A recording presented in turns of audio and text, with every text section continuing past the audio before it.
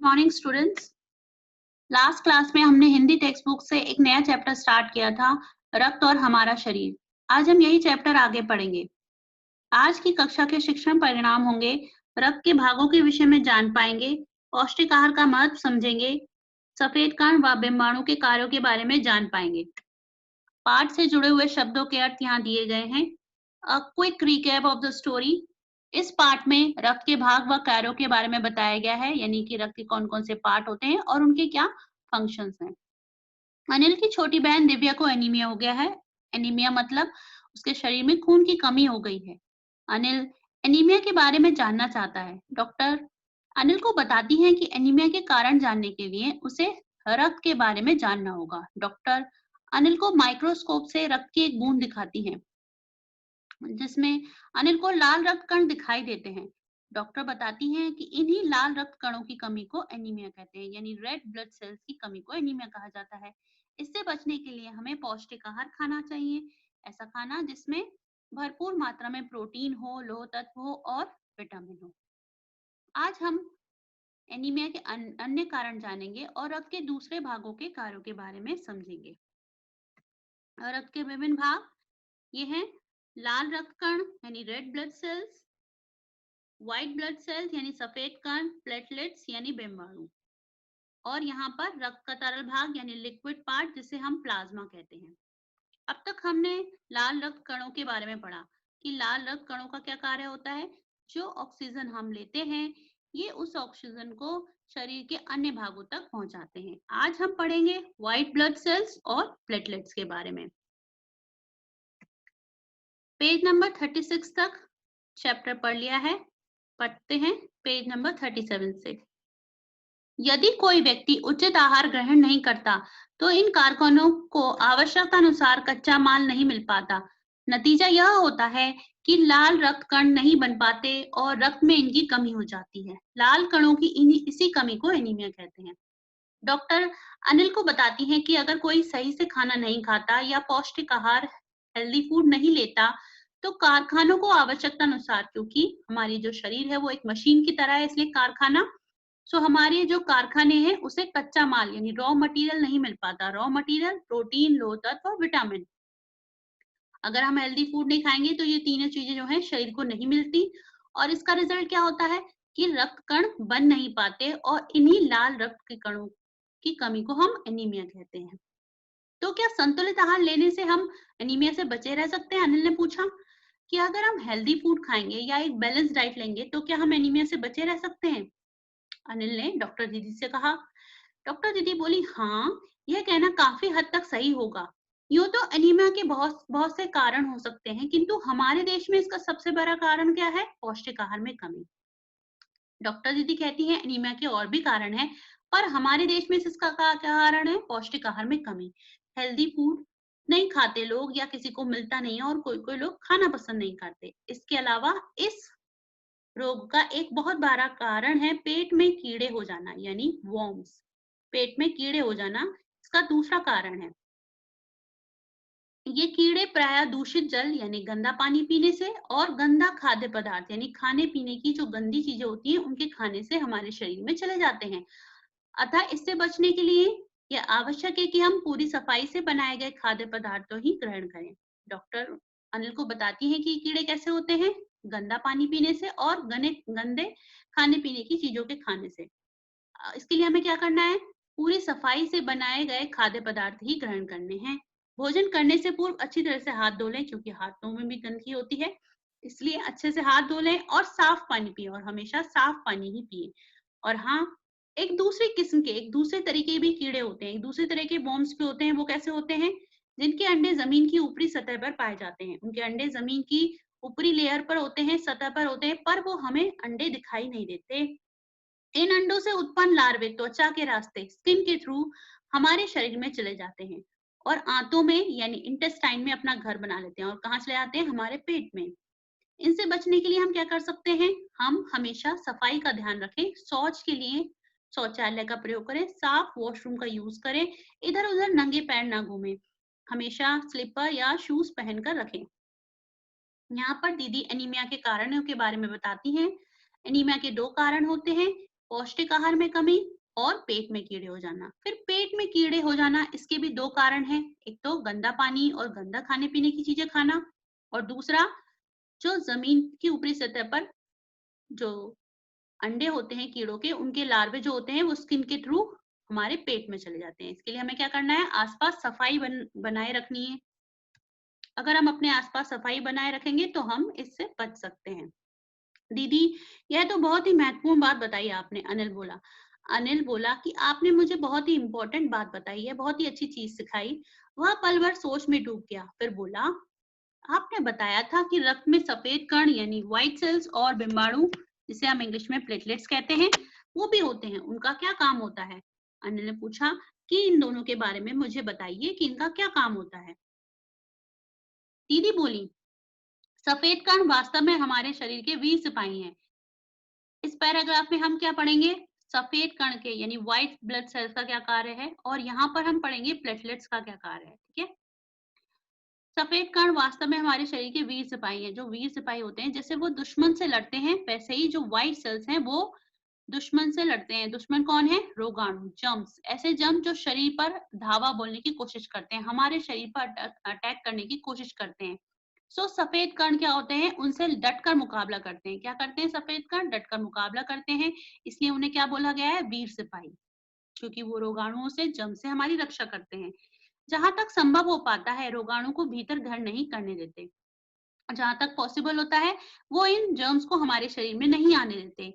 संक्षेप में मानो तो बहुत सारे रोगों से हमारी रक्षा करते हैं, छोटे मोटे रोगों से हमारी रक्षा करते हैं सफेद कण, व्हाइट सेल्स। और विषाणुओं का काम क्या है? आप प्लेटलेट्स का काम के बारे में पढ़ेंगे। प्लेटलेट्स का काम है चोट लगने पर रक्त जमाव की क्रिया में मदद करना। रक्त के तरल भाग प्लाज्मा में विशेष किस्म की प्रोटीन होती है जो रक्त वाहिका की कटी-वटी दीवारों में मकड़ी के जाले के समान एक जाला बुन देती है। विषाणु का क्या काम है? अगर किसी को चोट लग जाती है, खून निकल रहा है, तो उस खून को जमाने की क्रिया है, वो उस खून को रोकने की क्रिया में कौन मदद करता है? प्लेटलेट्स, विषाणु। रक्त के तरल भाग में हमने रक्त के लिक्विड पार्ट के बारे में पढ़ा, उसमें क्या, उसे क्या कहते हैं? प्लाज्मा।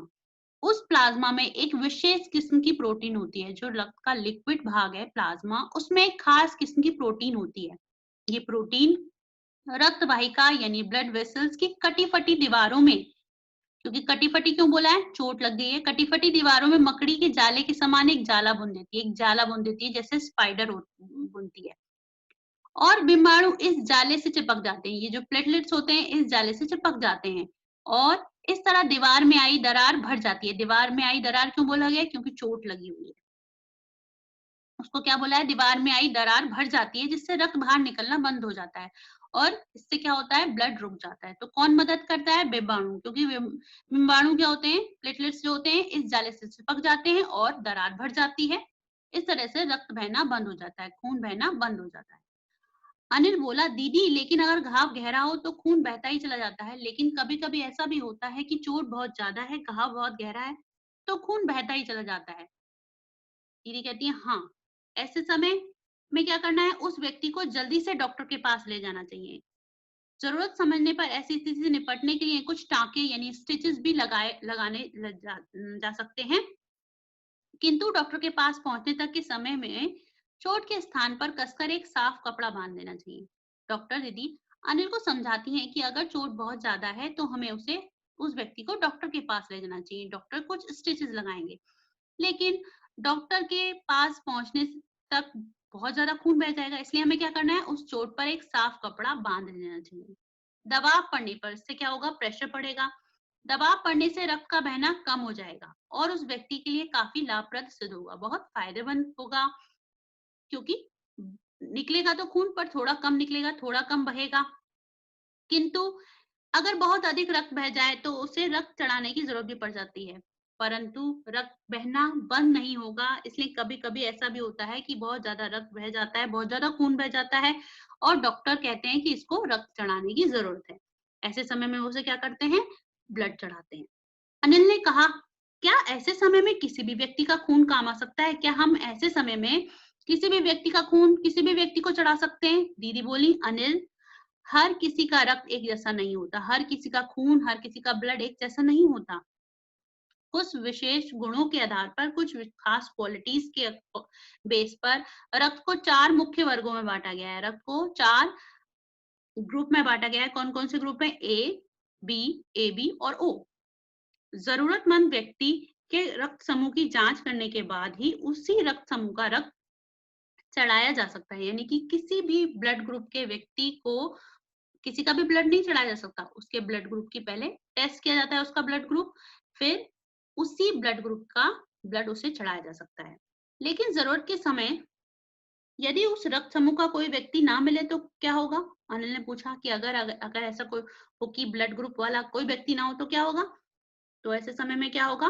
दीदी ने उत्तर दिया, ऐसी आपात स्थिति के लिए ब्लड बैंक बनाए गए हैं। ऐसी इमरजेंसी सिचुएशन के लिए क्या बनाए गए हैं? ब्लड बैंक, जहां पर लोग क्या करते हैं? ब्लड डोनेट करते हैं और वो उनके भंडार यानी स्टॉक जो है सुरक्षित करके रखते हैं और जरूरत आने पर व्यक्तियों को वह रख दिया जाता है।